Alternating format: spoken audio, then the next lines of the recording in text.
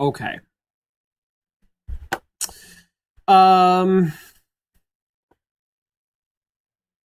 Couple things that I want to do before we go to Q&A. But if I actually don't have a great sense. Like, it's the chat has seemed quiet. Are people around who want to do Q&A stuff? Is there Q&A stuff to do? Start putting in questions if you've got questions, and we'll see how it goes. A couple of things that I want to do first. So I'm gonna start recording again. Okay, here we go. None of this is set up. I should have set some of this up ahead of time. But here's what I want to do. I'm going to create a new... Yeah, this is good. This is good. This is good. You guys are seeing what I'm seeing, right? This is the most incredible visual that you can imagine. I'm so glad that nobody's missing this. It would be really a shame if you weren't seeing this right now. How do I capture just a window? I guess it's just screen capture. Oh, that's not really what I want though.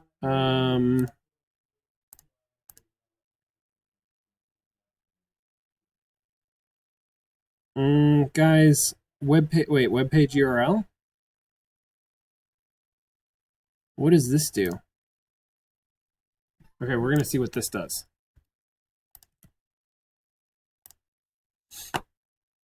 That's sort of a thing. Oh, that's totally a thing. Oh, sweet. Full screen. Right? Yes. Sweet. Okay. I'm glad that I recorded all of that black. Okay, let's start now. Okay, so this is no. This is sorry, we're going. This is a 3.5 minute video that I recorded and put together that I posted on Twitter earlier today from a couple of weeks ago. Last week, I don't know, sometime when I was in Atlanta visiting family over the holidays, and I went to the Georgia Aquarium, which is I've actually been to before. This is my second time at the Georgia Aquarium. It is fucking awesome. Anybody who has the opportunity, if you find yourself in Atlanta, I was just going to say something disparaging about Atlanta, but I got to be honest, Atlanta was pretty great. It seemed like a pretty cool city. You know, it's well, anyway, I was impressed. I went in with relatively low expectations. I thought the city looked really cool. I spent one day downtown and it was awesome. They have a world-class aquarium. If you're in Atlanta, go to the aquarium. Also go to the Civil Rights Museum that's like right across the park from the aquarium because it's fucking awesome. I mean, it's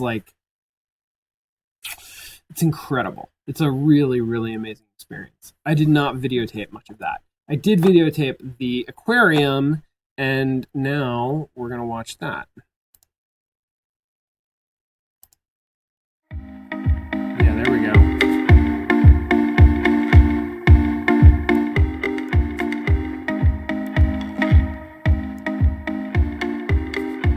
Okay, so jellyfish.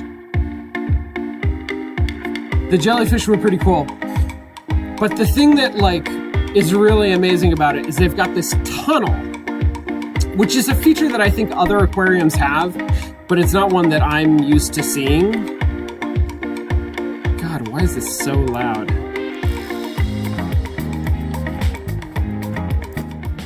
There we go. Okay, so there was fish, right? Like a bunch of fish, penguins. I think the penguins are new. They've also got this giant tank that is, I mean, you can see the scale of it. And so there's two ways that you can see into this. One is through the tunnel, and the other is through this auditorium. You can see the divers in there. That's a whale shark. Whale sharks are real super fucking big. Okay, and now This is the fun part of the video where we see the otters, and there's a lot of otter in this. Those are river otters, so they had 2 otter displays. The river otters were great, but the sea otters were like real great. So check out these sea otters. This guy's getting blow dried, and the whole time that they're like doing stuff with the sea otters, they're feeding them constantly. I want to come back as a sea otter in a zoo. I want to come back as a sea otter in an aquarium because somebody brushes your teeth. Like, is that not the most fucking insane thing you've ever seen? The toothbrushing? And they just feed you all day. Look how cute that guy is. Look, he's just... God, I love it. I love it. I love it. We got really super lucky. We just happened to be standing in the right place when they came out, and they like started. They were feeding the otters. They were blow drying them. They were doing all of the dentistry. This guy's my favorite guy. This is the guy I want to be. Look at this guy. Look at him. Yes. Yes. Anyway. And they just roll around and get like fluffed and dried. Like, that's the life. Right? This is great. This is super great. And then they put out all of these toys and they hid food inside all of the toys. I guess to encourage the otters to play with the toys. So this guy was like, he was on a mission. He knew there was food in all of the toys. He just went from toy to toy looking for all of the food. That was pretty great. Okay, anyway. I wanted to do that. We're not going to watch Bewitched. No, we're not. I said we're not. We're not watching it.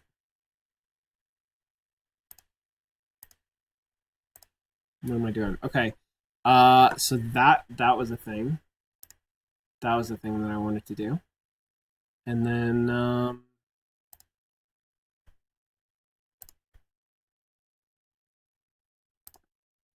let me see if I can also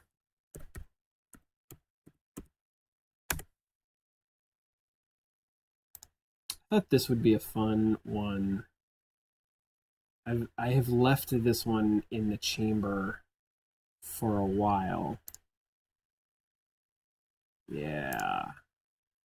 Now, how do I get rid of...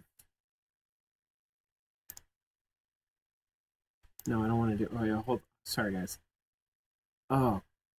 Congregate, what are you doing to me?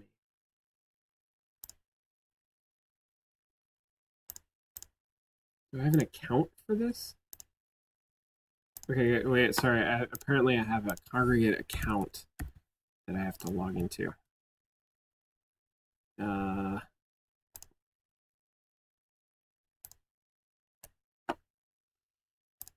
Oh, Jesus. What is this even? What's going on? I hope you guys like my face.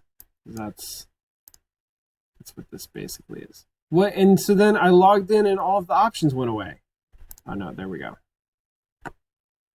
Well, okay, but now what? Okay, all right. There we go. We're not... No, we're done. We're not doing this anymore. That's going away. I'm actually going to delete that. We're going to add screen capture of this area right here. None of that worked. There's nothing on the screen. Screen's blank. Well, damn. Probably should have planned all of this a little bit better. What if I auto detect? Nothing, huh? Nope. Guys, this is how the sausage gets made. It's not really. This is somebody who... Okay, all right, here's what we're gonna do. We're going to do the stupid webpage thing again.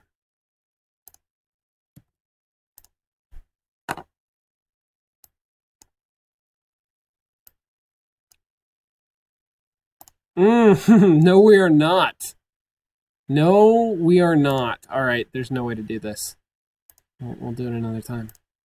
Still to come. Mysterious. Still something to look forward to. You guys never know what I have up my sleeve. Okay, well then, damn, that's all I have planned. Do we have Q&A questions? We've got like 3 of them.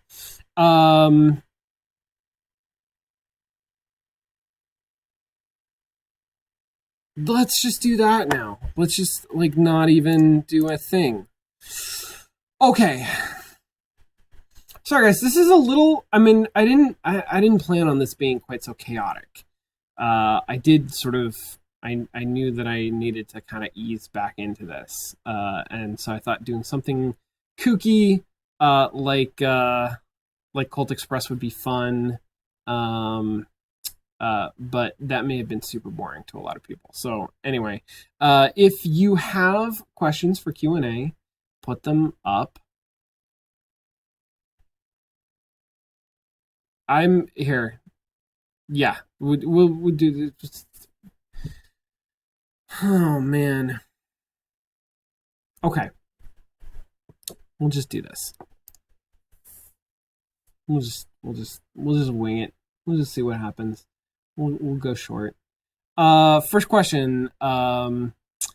So Huck, who was Jester in the game, asks, do you feel that the choices you make during the stealing round are meaningful, or is all of the real decision making done only in the planning phase? That's a great question. It's one of the things that distinguishes Colt Express a little bit from other programming board games. I think that's true. I'm actually not sure how true that is. It's something that distinguishes Colt Express from the sort of platonic ideal of the programming board game, where you line up your cards and then you sort of see how they go. Colt Express introduces this, what I would characterize as a significant amount of decision making that happens during the resolution phase. Now, obviously, that decision making is constrained. There are cards that you can play where there are no decisions to be made, and there are a lot of situations where you can get into where the decisions are what's the word for like not significant?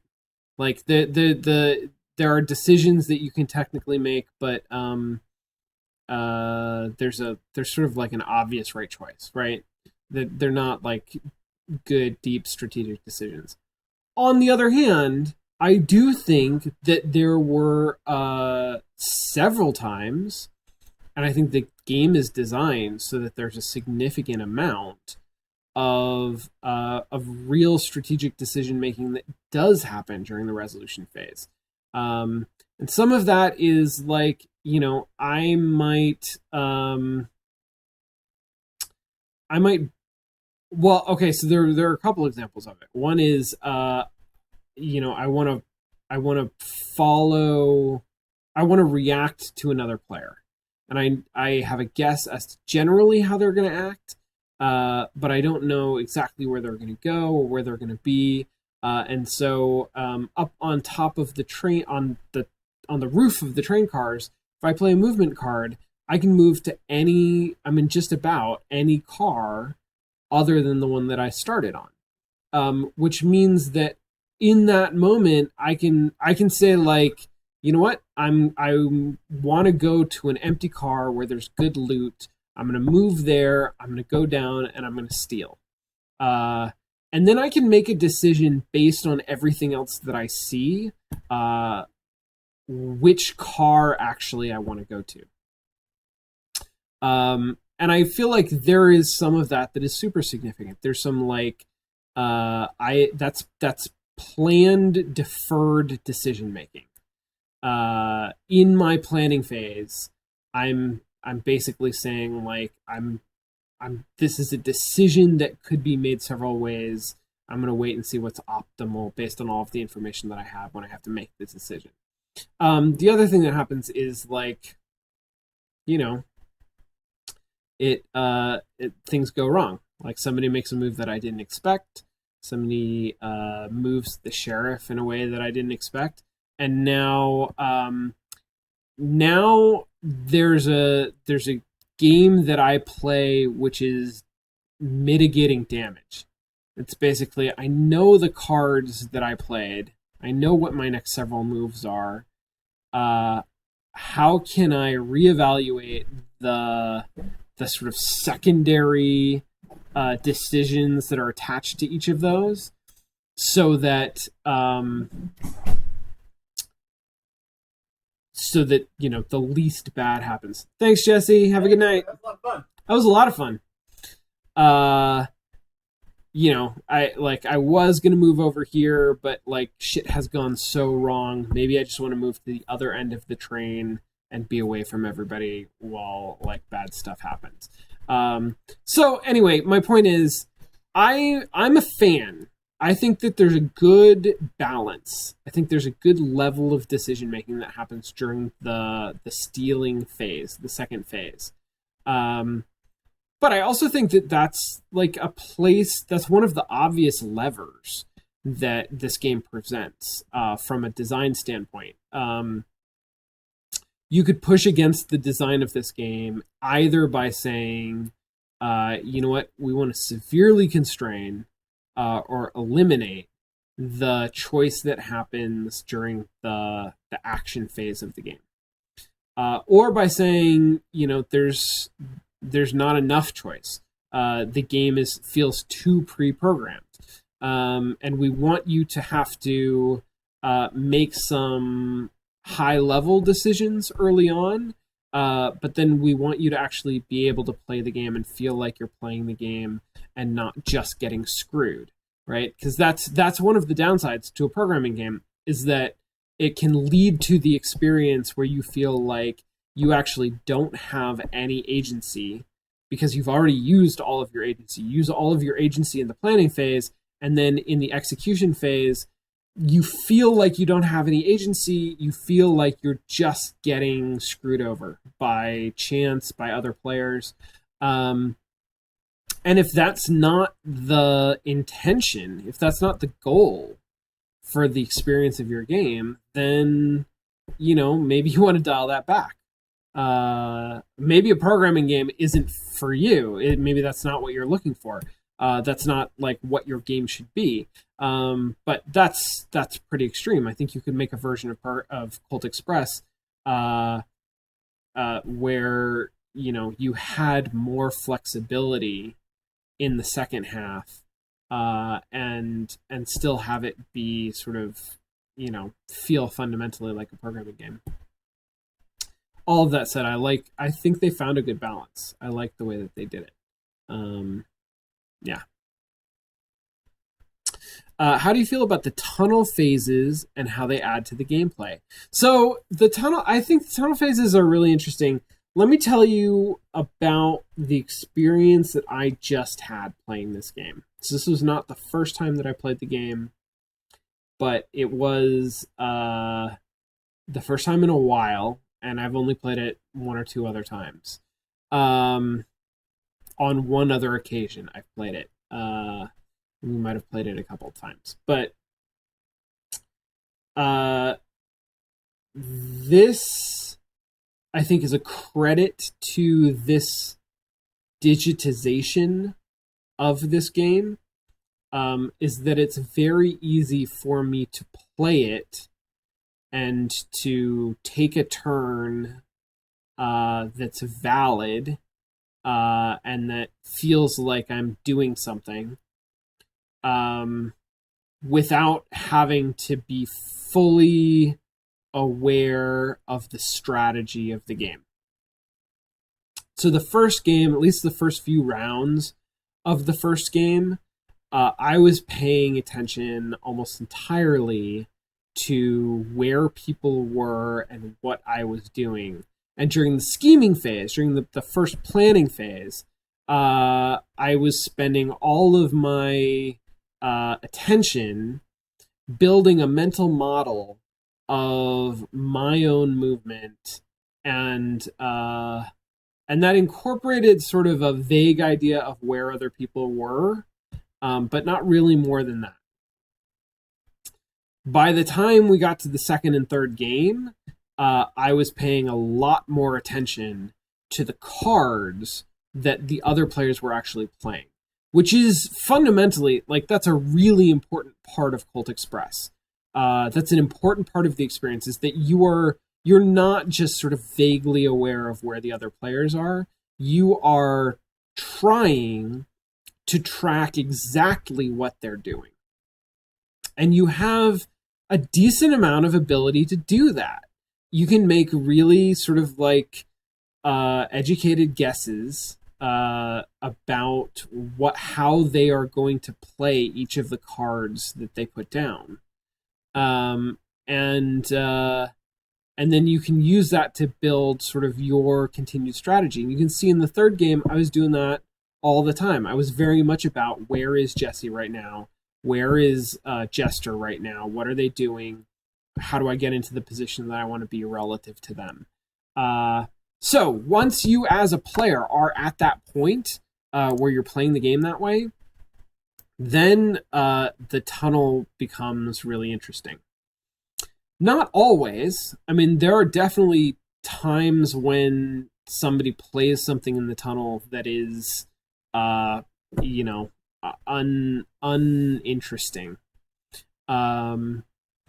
But a lot of the time, even if you're not trying, the card that you play in the tunnel can have a significant impact on other players. And so other players are now, rather than just trying to determine how are they going to play this card, they played a movement card. Are they going to move left or right? How far are they going to move? They played a treasure card, a steal card. What thing are they going to steal? Or they played a sheriff. Where are they going to move the sheriff to? In the tunnel, you have to guess like one level higher than that. What is the logical thing that the player is going to do? And if you fail to do that, as I did in the last round of the last game, and then you leave yourself open to completely disrupting the strategy that you had planned out, right? I ended up in a completely different place than I thought I was going to. And so not only did I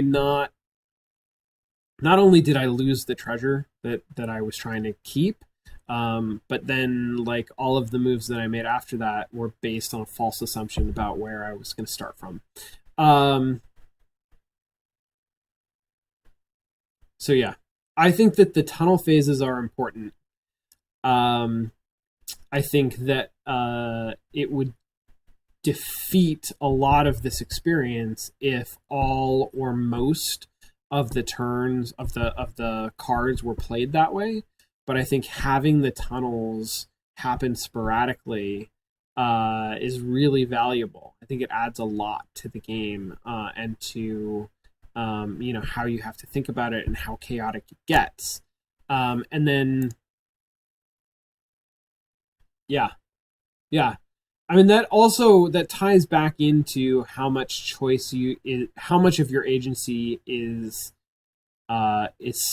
sort of expressed, I guess, during the planning phase, and how much is expressed during the action phase.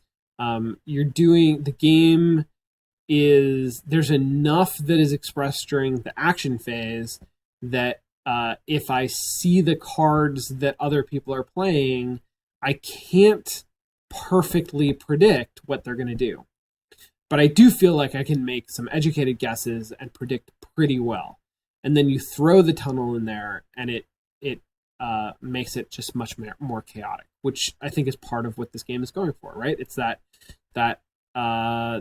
1960s Batman sort of campy cartoon action. It's chaotic.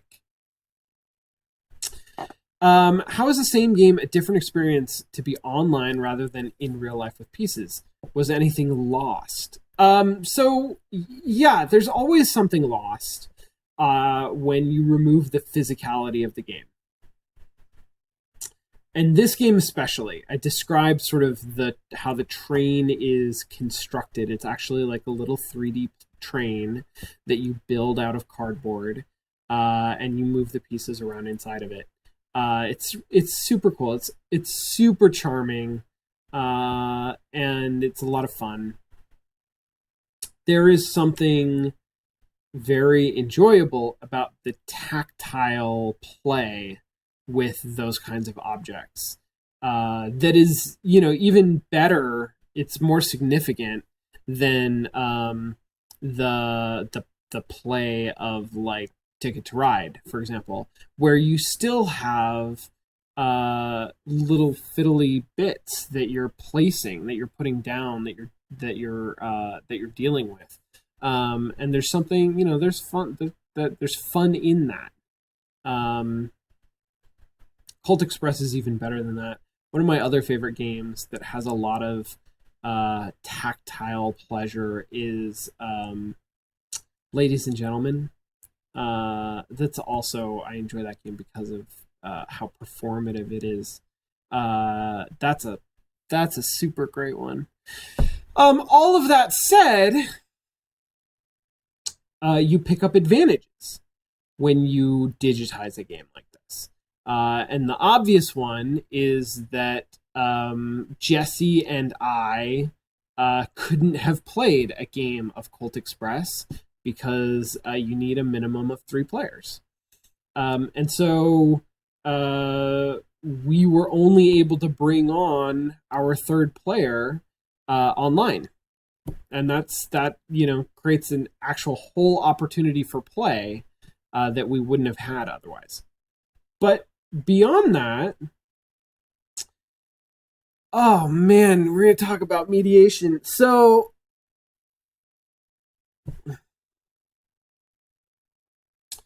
the biggest difference between digital games and tabletop games, I've talked about this before, and this is, this is not universal, but it's pretty close.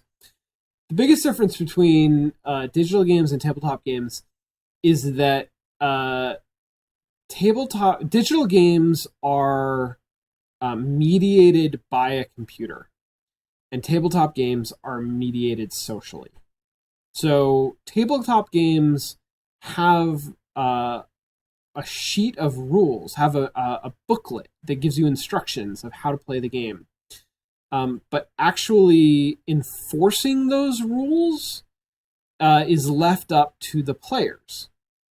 And there are lots of things that you can do that are not part of the rules. Just to the point of, okay, so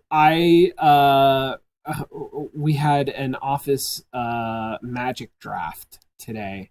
One of my coworkers, my co-designers, for Christmas, for the office, bought like 6 of us a 32 pack of boosters, of Magic the Gathering boosters. And so we held a draft, and then we played a couple of sample games, and we're going to have an office league over the semester. But I was playing a game of Magic, and it's the first time I've played Magic in 20 years, maybe, something like that. It's been a long time since I played Magic.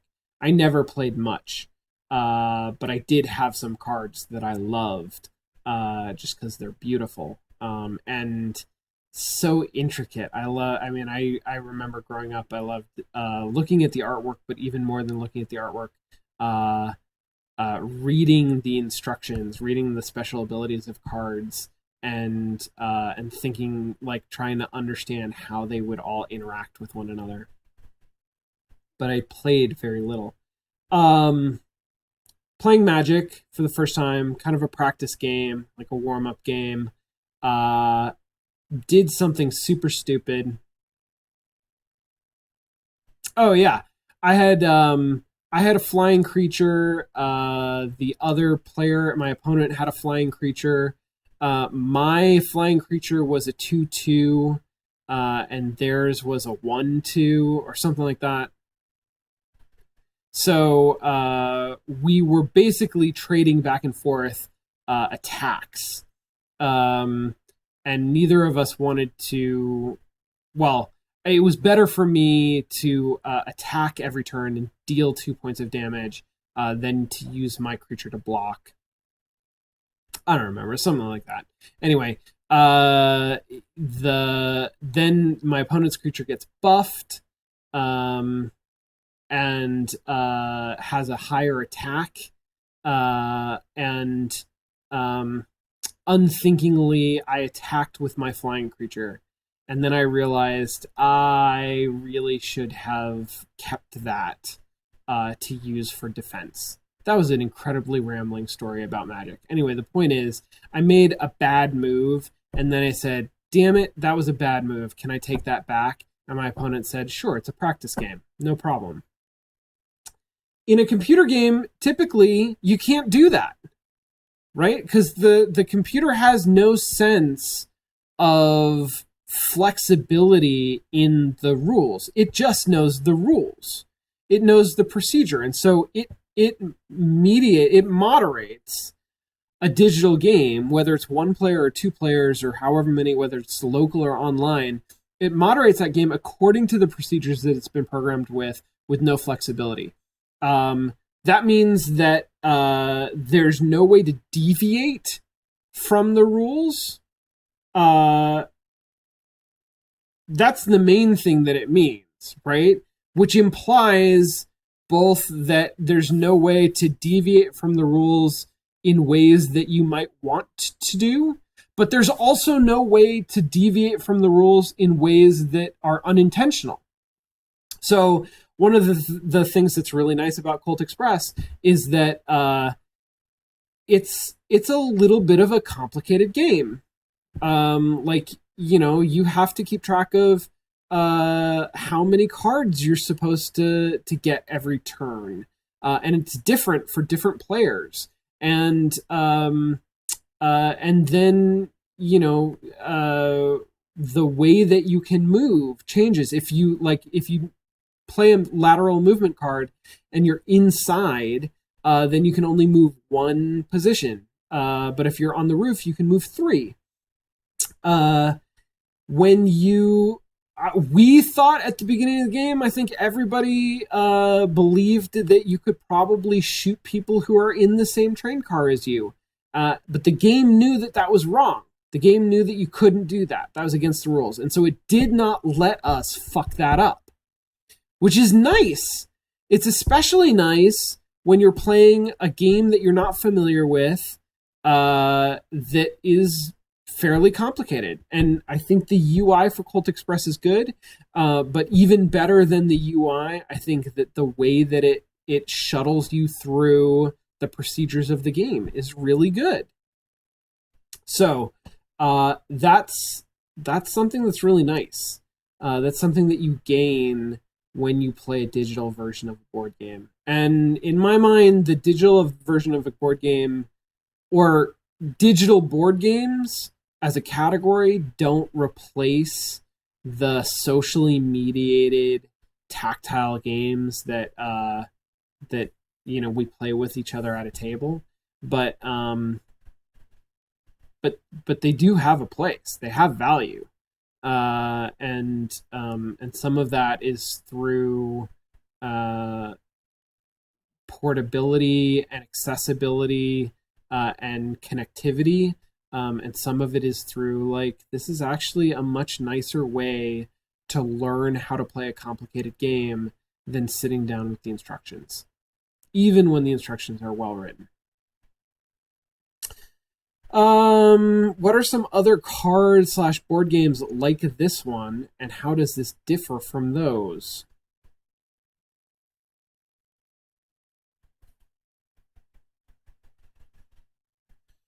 So that's sort of a big question. I mean, the most obvious category that I would put this in is programming games. And in programming games, I'm trying to think, like, there are not a lot that I've played, but Robo Rally is classic.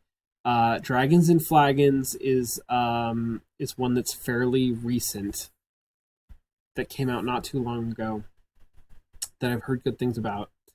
I'm actually I have some students who are making a programming game in my polishing and publishing, whatever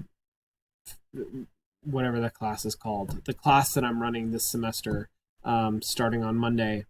I'm really excited about one of the games. Is a programming board game. So it will be kind of like Colt Express. I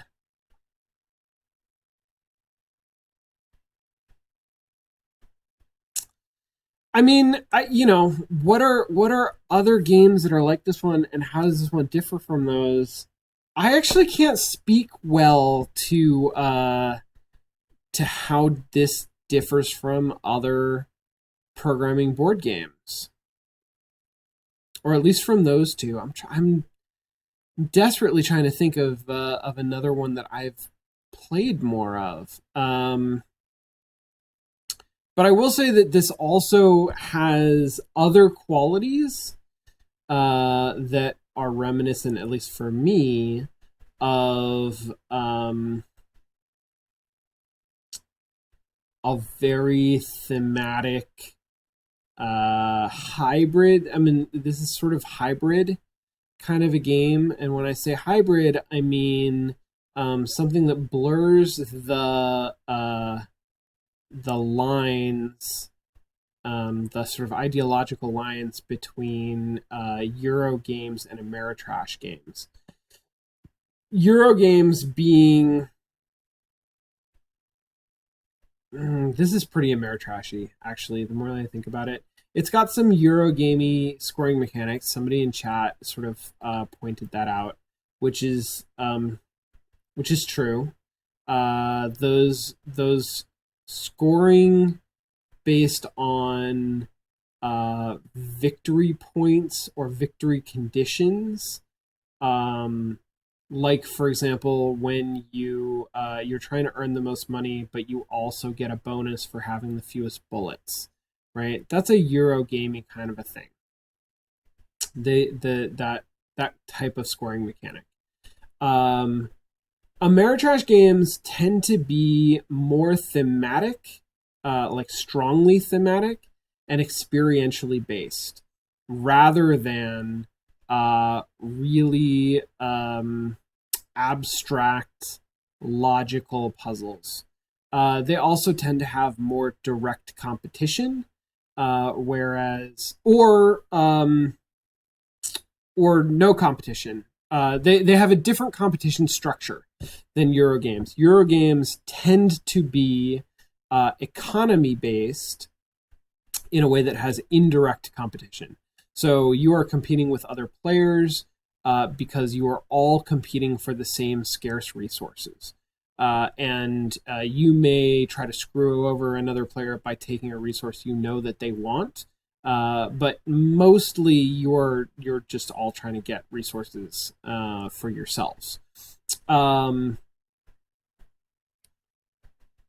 So Ticket to Ride is a great example of a like classic Euro game. Colt Express is a pretty good example of an Ameritrash game. Other Ameritrash games would be like Arkham Horror is a classic example of one. The Battlestar Galactica game is a fantastic example of Ameritrash at its finest. Space Alert is a good one. I guess the one that is more of a hybrid is what I was talking about before, ladies and gentlemen, which is highly thematic, highly performative, and involves a number of different player dynamics and mechanics for player interaction and competition, and but also involves a number of mini games, component games that are more in the style of a Eurogame. The sort of backbone game of it is you are trying to assemble the best outfit for the ball, before the ball. You want to present each couple is trying to arrange for the lady in the couple to have the finest ensemble at the end of the game. And the way that you determine, what the highest scoring outfit is like super Eurogaming. But the way that you actually acquire that outfit is much more sort of walks a line between them, and throughout the entire thing, you are encouraged by the dramatic elements of the game, if not explicitly, you're encouraged to adopt an English accent and act very proper. There is actually some very explicit instruction in the rules about the type of conversation that it is proper to have, especially in mixed company, and how you have to observe that etiquette. And that's the kind of thing that is completely antithetical to a Eurogame, right? It is entirely thematic. It's role playing, and there's none of that in the archetypal Eurogame. So that is super, super Ameritrash. Anyway, the other thing that Colt Express kind of reminds me of in a weird way is Candyland. Only because Candyland is another example, arguably, of a programming game. It's just one where all of the programming is done randomly rather than strategically. Candyland, famously, at least among game designers, is one of those children's games where there is no agency whatsoever. So like Snakes and Ladders, and to a greater or lesser degree, like the Game of Life, it's not really a game where you are playing it. It's more of a game where you are just passing time to see what happens. The thing that is fascinating and differentiates Candyland from Snakes and Ladders, if anybody is not familiar with these games or has not played them in a while, you may or may not remember, Snakes and Ladders is a dice race game where you roll a die and then you move forward that number of spaces, and then spaces on the board where you land will move you forward or back in sort of different interesting ways. And your progress through the game is entirely determined by the numbers that you roll. And it's not always true that higher numbers are better. The value of the numbers is context dependent, but it's still just the numbers that you roll on the dice, right? Candyland is very similar. It's like a dice race game, except that instead of rolling dice, you draw from a large pile of colored squares, of cards that have colored squares on them. And then you move forward to the next square of the color that you drew. So in the same way as Snakes and Ladders, there's no agency involved in that. There's no decision making. You perform some kind of a divination action. You roll a die, you draw a card, and you are instructed by that where you should move to. The difference, which is mostly a philosophical difference, is that Snakes and Ladders, the outcome of a game of Snakes and Ladders is determined as you play it by the dice, by the numbers that you roll on the dice. The outcome of a game of Candyland is determined as soon as the cards are shuffled. And then you have a deck of cards that prescribe what each move of the game will be, and therefore what the outcome of the game will be. So it's interesting to think about the difference between those two games from a philosophical perspective. The net effect for the player is pretty much the same. Anyway, Colt Express reminds me a little bit of Candyland because, like Candyland, you end up with a deck of cards that you draw from, and each card sort of tells you what is going to happen next. Obviously, there's a lot more agency injected at a number of different places than in Candyland, but there's some kind of basic similarity. Yeah.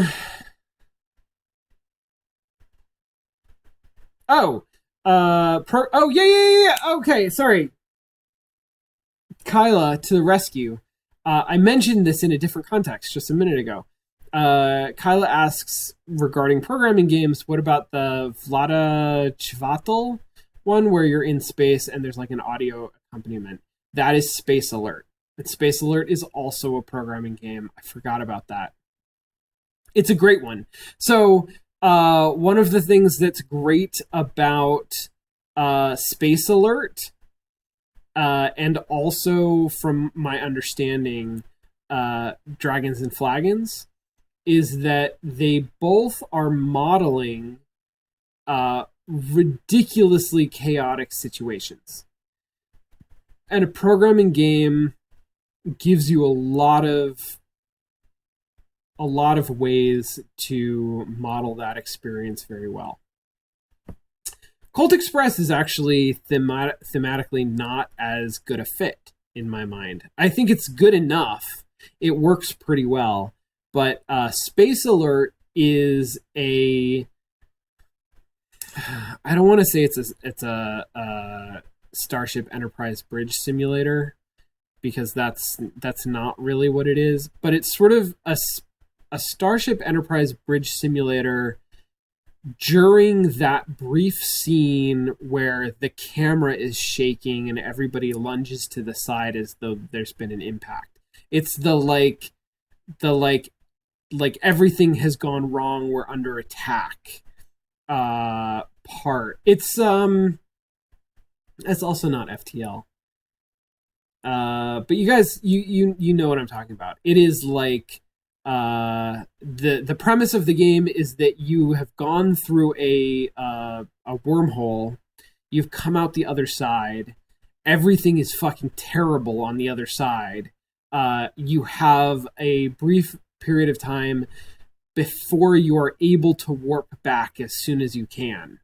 And you need to survive all of the terrible shit that's going down before you can make it back. So it's a programming game where you're trying to move players around and like shoot your weapons properly and not explode. It works really, really well. And then Dragons and Flagons is a game that simulates a drunken brawl, a bar fight. And so similarly, the idea in Colt Express where a player plays a punch card and there's no one there to punch, that moment works really well thematically when it's a drunken brawl, when you're simulating a drunken brawl, because then the player who punches the air like that feels really appropriate. So that's definitely a thing. I think that this game works. It works really well. I like it. Thematically, I think it works just fine, but it doesn't sing in quite the way that those other two games do. What's your thoughts on Tabletop Simulator regarding the whole deviating from the rules question? Do you think digital board games should allow for more liberal inputs / non-AI arbiters? So I answered a little bit of this, I think. And my answer is the non-answer of there is value to both of those things. There's value to both strictly arbitrating the procedures of the game and to allowing for some more liberty. Tabletop Simulator, if you're not familiar with it, is a digital physics simulator in which you can play board games. It does not model the board games, it models the physics. So if you were to play, Colt Express isn't a great example, but maybe they do have Colt Express on there. If you were to play a game like Colt Express, it would not deal out the cards for you. It would not give you a button to press to choose which direction do you want to go.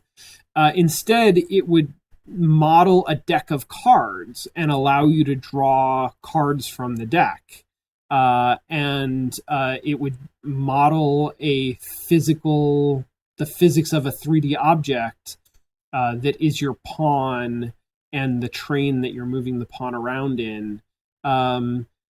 So like a board game, it is up to you and other players to socially mediate the experience. You're playing by the rules because you understand and moderate the procedure of the game. The thing about the thing about Tabletop Simulator is that it is a great way to play board games for which there are not digital versions with somebody over the internet.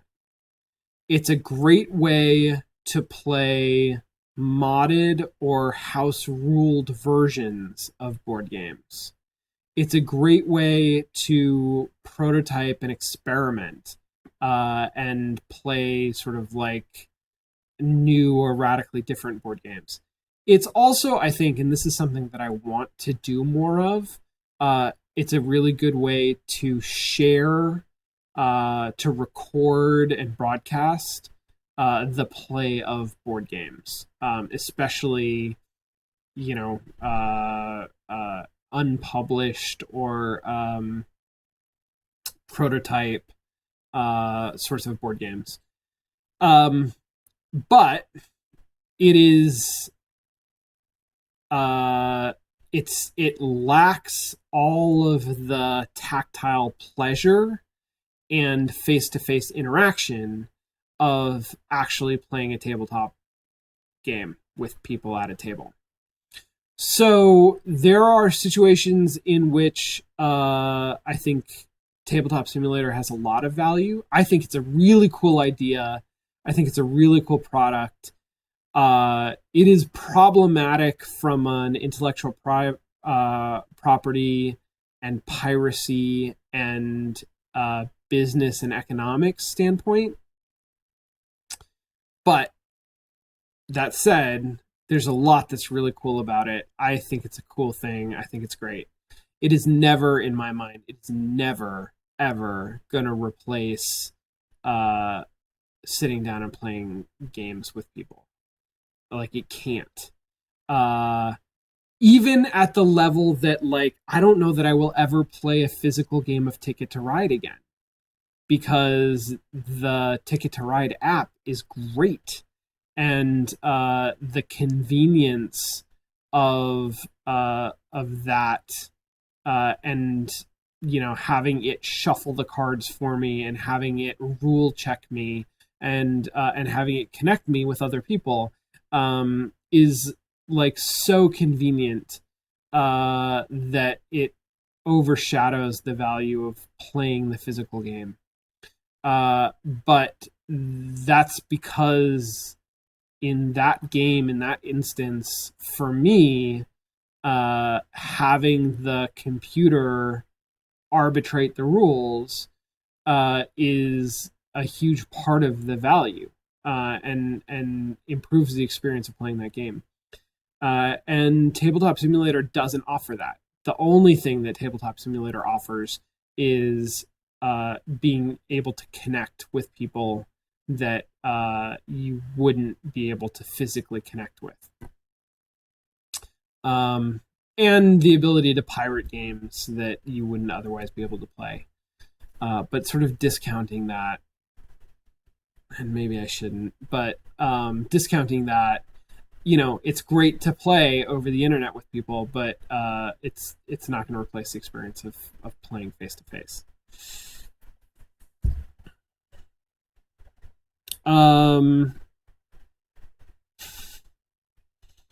I think Tabletop Simulator is Vive compatible. How different do you think that experience would be?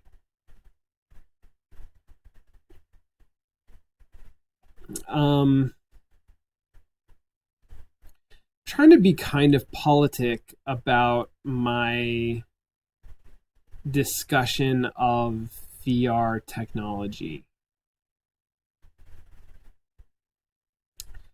Let me put it this way. A VR version of Tabletop Simulator still lacks all of the tactile pleasure of playing a game, and just about all of the subtle social cues that come from sitting across a table from somebody. I think there are things that virtual reality adds to the Tabletop Simulator experience, but it still doesn't come close to simulating the actual experience of a tabletop game. So again, it has value in certain contexts, but it is not a broad replacement. Okay, and then Eve asks if there's any news about GDC. So I think the last time that I did a show, I did not know what the status of my GDC talk was. I have now received an invitation to come and speak at GDC. I'm going to be talking about this show and how it has impacted my teaching, my actual performance in the classroom. I'm super excited about it. Now I have to actually write that talk and put together a presentation for it, which is intimidating, and it's coming up fast. But I think it's going to go great. I'm super excited about it. I will probably be bringing this up in the next couple of weeks on Play by Play to ping you guys for input, or I don't know, that kind of thing. Part of what I want to do is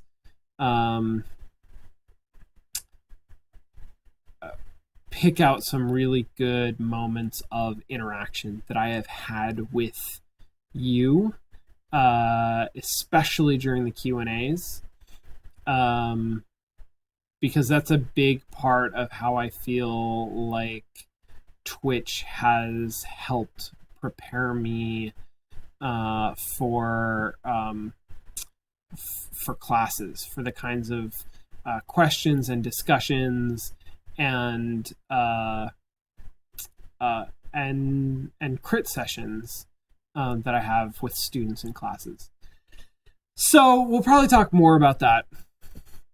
But I will be going to San Francisco in February to GDC. I'll be talking at GDC is as close to a bucket list item as I have. So I'm very, very happy, very excited, very much looking forward to it. And thank you, all of you, for being a part of this, for being a part of this community, for watching these streams, for encouraging me, for asking such fantastic questions, for being such a fantastic community. This is you guys have built this. You've created this, so I appreciate that very much.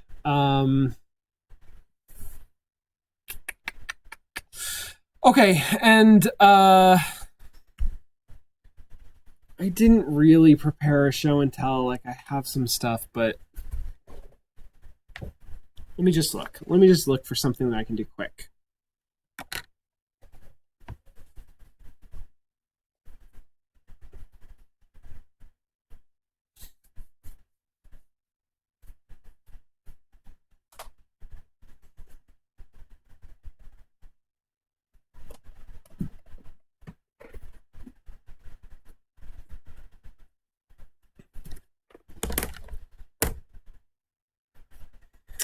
Okay.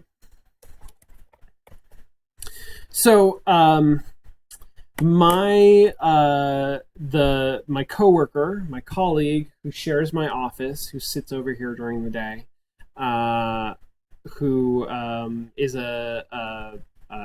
my producer and design partner, is an artist, visual artist.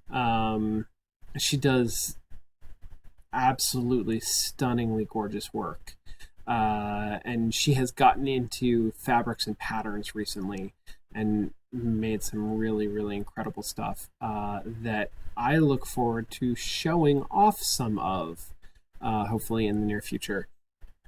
But one of the things that she did for an art show was a series of 6 illustrations of the 6 ability stats in Dungeons and Dragons. So if you have ever played D&D, these will be very familiar to you. They're one of the sort of like core numerical bits of the game. They'll also probably be familiar with you if you've played any RPG in the last 30 years, like World of Warcraft, for example. A lot of RPGs changed these slightly, but a lot of them use them exactly as they are. The 6 ability scores in D&D are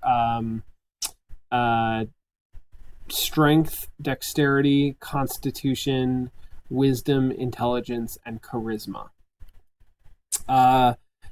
Marcy created 6 illustrations, and they were all gorgeous. She entered them into some kind of a show, and I don't know what happened, but she gave 3 of them to me and 3 of them to my former colleague, Elizabeth, who's teaching at UC Santa Cruz.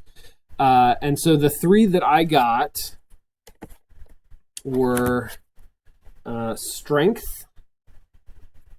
Is that better?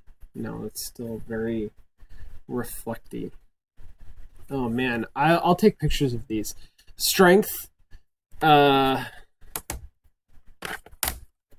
intelligence, strength, which is represented by a warrior with a mace.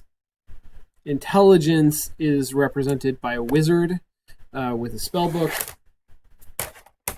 And charisma is represented by a bard And those are classes that have strong affinities with those specific stats. So if you play D&D, you'll sort of understand the significance of those particular classes, the characters of those classes representing those stats.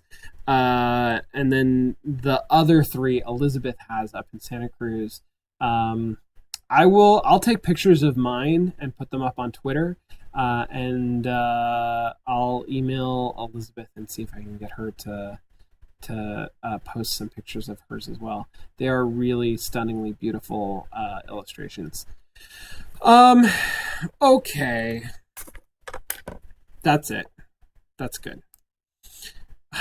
I'm very interested in the whiteboard we can't see on the camera. It is not that interesting right now. It's just things that I have to do and things that I have crossed off. Very few things that actually are done. Okay, that's it. I'm gonna go. I'm gonna go home. Have a great night, everybody. For now, for like right this moment, let us assume that the play-by-play schedule is going to be, as tonight would suggest, 7 o'clock on Thursdays. And I will update you all if anything changes that. I do expect to be able to stream on Thursday evening. So at the very least, I will see you all next Thursday, and I believe that there is a Mostly Walking on Monday. I think that Sean is on vacation this week, but we'll be coming back next week. So I think we'll be playing on Monday night. So I'll see some of you then. Have a fabulous night. Thank you so much for coming by. I hope that this was entertaining. It was a lot of fun for me to play with Jesse. And I think he's going to be doing a lot of streaming. We're going to do some streaming together in the future. So I look forward to all of that. Have a great night. Have a great week. And I'll see you later. Bye.